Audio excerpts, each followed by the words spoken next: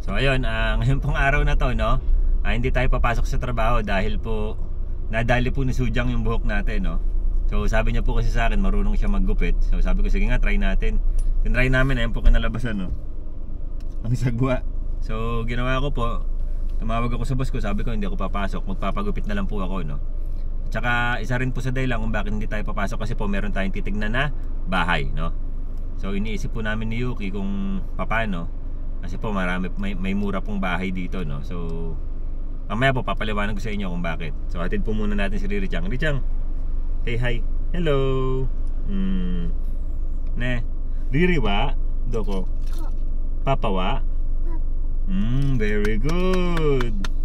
So marunong na po si Riri. Alam niya na po, no, kung sino si Riri. Alam niya na kung sino si Papa. Alam niya na kung sino si Mama. Ne. Say hi to the camera. Hi, hello. So tara, tignan na si Riri. Let's go. Low sound check. So ayun, at good afternoon po, no, sa inyong lahat. So ayun, nakapagpagupit na tayo. So okay ba? So yun nga po pala, no, magbabike po tayo ngayon, no. Sasamantalahin natin tong araw na absent tayo sa trabaho dahil doon ko na po papaliwanag, no.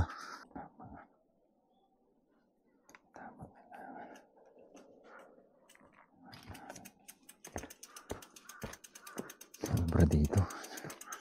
Nalaglag. Low sound check. So ayun, good afternoon po sa inyong lahat. So ayun, nakapagpagupit na tayo, no. So ayan, pinarepair ko.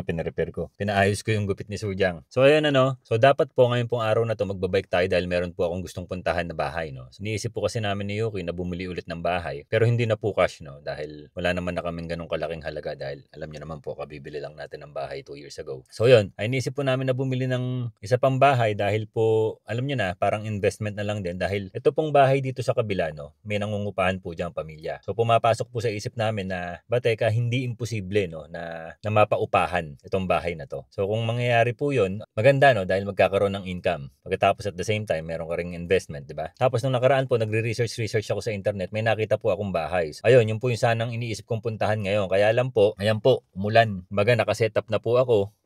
Tinape ko na rin yung camera ko, no, sa bike natin dahil nga po gusto ko maipasyal din kayo nung nakabisikleta dahil tagal ko na rin pong hindi nagbibisikleta. So ayan po, umuulan. Binidyo ko na lang po dito sa phone ko, no, para hindi na natin ibabaligtad yung camera. Yan, umulan. Kaya po, cancel, no? Cancel yung pagbabike natin. So ngayon po, magsasakyan na lang tayo. Puntahan natin yung bahay. Tara, maipasyal ko tuloy kayo, no? Let's go! So ayun, at nga po pala, no, nakalimutan ko sabihin sa inyo na ito pong bahay na pupuntahan natin is 9 minutes away lang po, no, sa bahay namin. Ito pong bahay na to, no, malapit din po siya kila Jay, no. Kung kilala po ninyo si Jay, yung New Zealander po natin kaibigan, no. So siguro walking distance lang to sa kanila. So dito po kasi sila sa part na to, no. So 2 minutes away, nandun na po tayo sa pupuntahan nating bahay. So tara, let's go. So ayun, andito na po tayo, no. Tara. Ayun, at bigla pong umaraw, no. So ito po yung bahay. Yan. So okay po siya. So malaki po siya, no. Malaki rin po ng pinakalupa niya. So ayan po, tara, pasok tayo sa loob. Yan. So parking, malaki yung parking niya. Tapos meron po siyang, tawag dito, parang stock room, ano. Tapos yun po yung entrance. Dito po yung entrance niya. Yan po yung entrance. So ayun, okay siya, malaki. Ang maganda rin po rito is wala siya sa bundok, ano. Yun. Tapos hindi lang natin alam kung ano yung lagay ng mismong bahay, kasi po medyo matagal na tong bahay na to, no? Pero iba naman po dito sa Japan, alam niyo naman po rito, iba yung gawa nila, kaya talagang ang bahay tumatagal. So ayun, may aircon siya, tapos up and down. Grabe yung laki. So ang halaga po nito is 9.6 million yen, no. So yung sa amin po 5 million yen yun. So ito po 9.6, sayang. Pero pag-iisipan pa rin po namin ni Yuki Chang, no, kung ano maganda. So again po, no, hindi ko po sinasabing bibili na po namin ito kaagad. Hindi pa rin po kami nakakapag-desisyon. Pero sana, no, pag-isipan natin maigi. So mahirap po kasing magkamali, ano. So wala naman po kaming pagsisisi sa bahay na nakuha namin ngayon, no. Dahil okay naman po siya. Una, 5 million yan lang po yun. Kumbaga, at least wala na po kaming binabayaran sa upa, no. 2 taon na. So kaya lang, syempre, merong panghihinayang dahil tulad nito, biglang merong ganito palang available, no. So yun. Tapos wala siya sa bundok, no. Yan po yung kapaligiran niya. Ang daming kapitbahay. Yan. So kunan na rin natin siya ng shot, no, dito sa labas. So ayan po. Yan po yung dito sa labas. So ayan, ipapakita ko na lang rin po yung picture sa loob, no? Dahil hindi pa naman tayo nakakontak sa realtor, no? Ayun, medyo luma nga lang siya, no? Ang labas niya.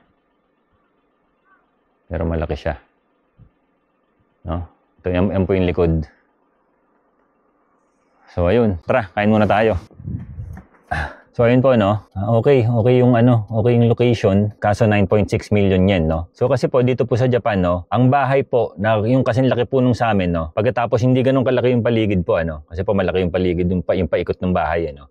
Ganun po kalaki pagkatapos parking, tanggalin nyo na po yung nasa likod tsaka yung nasa kanang bahagi ng bahay namin. Yung ganung klaseng bahay po, nasa 28 million yen po siya, no? So yung pagkakakuha po namin doon na 5 million yen, sobrang mura po noon. Ngayon, ito po, 9.6 million yen. Pero ang laki niya, yun nga lang, hindi siya bago. Ngayon, yung 28 million yen po kasi, bago na po yun, no? Ngayon, kaya po, alam nyo naman po, no? Alam nyo naman po yung dahilan kung bakit ako yung nagdesisyon na yun lang ang kunin. Dahil po, ayaw po namin ni Yuki. Hindi po pala kami ni Yuki, no? Ako lang po. Ayaw ko pong yung buwan namin is meron pa kami pinoproblema na 7 lapad, 8 lapad.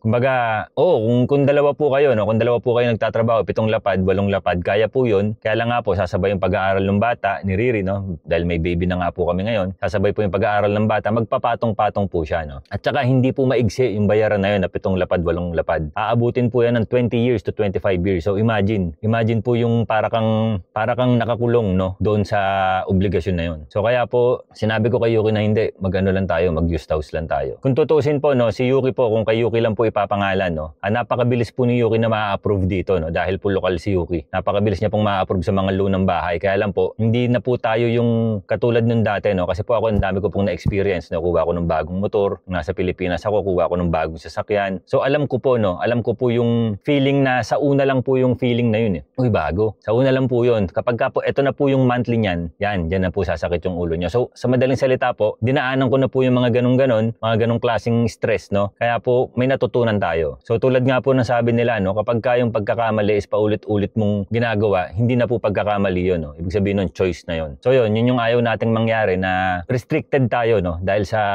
hulugang bahay na imagine 20-25 years. So yan pong bahay na nakuha namin, kahit ngayon po kung magdesisyon kaming umalis, hindi po siya ganong kasakit, wala ka pong maiiwan na utang. No? So yun, kumbaga, malinis na sa amin na hindi siya bago, no? Kasi syempre iba pa rin yung bago. Kaya lang naging practical lang po dahil nga po mahirap po ang buhay ngayon, ano. Kaya lang ito nga po lumabas ang ganda-ganda. Ano siya? Hindi naman magandang bago, no? Kaya lang sa presyo niya po, malaki, spacious, no? Tapos wala ka sa bundok. So malalaman po natin, no? Hindi ko po sinasabing bibilin na po namin to, no? Ayaw po nating mag-clickbait tayo, no? So yun, pag-uusapan po namin mag-asawa to, pagkatapos titignan natin kung ano magiging desisyon namin. No? So yun, maganda sana no, kung sobrang dami ko lang pera, i-cash na lang rin to, pagkatapos paupahan yung isa, maghintay na mag-uupa sa isa, tapos di ba magkaka-income ka. Kaya lang po, mahirap magkamali. Dapat pag-isipan to maigi. Ngayon po, pwede rin naman po no, na ibenta yung bahay na nabili po namin, pagkatapos kunin to. Kaya lang, dapat makita rin yung loob. No? So susubukan po namin na makipag-usap no, sa Fudosan. Kung tawagin po nila dito yun is Fudosan, no, yung realtor. So pag-uusapan po namin mag-asawa kung kukontakin po namin si realtor. Pagkatapos po, at least makapasok yung loob no, para malaman natin kung talagang okay siya. So yun lang po. Tara, kain muna tayo ng lunch. Hindi pa po ako kumakain, no? Pagkahatid natin kay Riri, nagpagupit tayo. Pagkapagupit natin yon, tagal po nang inabot na pagsiset up natin, tapos bigla namang umulan. Ngayon, umaraw naman. Hindi tayo natuloy sa pagbabike. So, yun lang. So tara, no? Hindi pa ho ako kumakain ng lunch. So kain muna tayo ng lunch. So kayo po, kung kayo po ang nasa sitwasyon ko, ano po ba ang magiging ninyo, no? Magiging desisyon ninyo? So comment lang po kayo dyan sa comment section kung ano po ba magandang gawin. So nanggigigil po ako, no? Nanggigigil ako dito sa bahay na to. Dahil sayang. Kung lumabas na siya kung nandun na siya sa internet, no? Nung panahong naghahanap tayo ng bahay, malamang sa malamang yan talaga kinuha natin, no? Ang lapit pa po sa school, walking distance lang siya. Kaya lang, ganun talaga. Hindi naman din ho tayo nagmadali nung kumuha tayo ng bahay. Baga talagang pinag-isipan din natin yon dahil syempre maganda po yung presyo. Nagustuhan din po namin ni Yuki Chang yung location dahil po siya, no, tahimik doon. So maganda po kasi yung tahimik, no. Ako po, sawa na ako sa mga maiingay, may mga kapitbahay. Kumbaga doon po, ang ganda nung privacy ng bahay na yon, no. Baga pag may ginagawa ka, walang dudungaw-dungaw sa'yo. Baga, ilan lang yung kapitbahay namin doon sa tuktok, no? 2 lang po. 3. 3 doon po sa pinakalugar namin, no? Kasi pagbaba niyo po ng konti, meron pong mga ibang kapitbahay pa ron. So yun, kaya po nagustuhan namin yung lugar na yon. So, kaya lang mura to. Mura dahil iba pa po ang presyohan kasi, no? Kapag nandito po kayo sa baba. Yung sa amin po, hindi po malayo rito. Again, 9 minutes lang po, no? Away from sa amin po. Kaya lang, syempre, mura po yung presyo doon dahil po pataas siya, no? Kaya yun lang po ang pagkakakuha namin doon ni Yuki, no? 5 million yen. So dito po medyo tataas po siya dahil nga po wala ka na rin sa bundok, no? So imagine 9 minutes away lang po no from bahay po namin. So kila Jay po 2 minutes away lang to nung nakasasakyan. So ang lapit. So yun, ano ho ba sa tingin niyo no? Ako po naglalaban no kasi minsan naiisip mo rin na makontento no. So kasi po talagang mahirap pong hanapin yung contentment no. Lalo na po kapag katao ka no. Ayun, nag-aagaw no, nag-aagaw yung kagustuhan mo. So ayan, comment lang po kayo sa comment section kung ano ba magandang gawin, kung ano ho ba maipapayo ninyo sa akin no dahil syempre iba pa rin po yung maraming opinion no kumpara sa nag-iisa o dalawang opinion lang. So yun, tara, kain po muna tayo. So first time ko po kayong maipapasyal no dito sa KFC. So mag-KFC tayo. Let's go. So ayun, andito na tayo sa KFC. So nadaanan ko po yung ramenan no, ang katabi ng cellphonean. Kaya lang, nasabi ko na KFC tayo. So dito tayo, kain tayo. Let's go. Namimiss ko na rin kasing magmanok no. So ang pangit lang po dito sa KFC is wala pong gravy. So tara, kain tayo. Sumasen, ito na tomate kudasai. Kore desu. Itochu. Nome mono Pepsi desu. Sen ni Julian. Hai, arigatou gozaimasu. Arigatou gozaimasu. Shimasu. So ayun, chicken. Karakuchi chicken fillet. Rice. And of course, Pepsi. Let's go. Kain na tayo.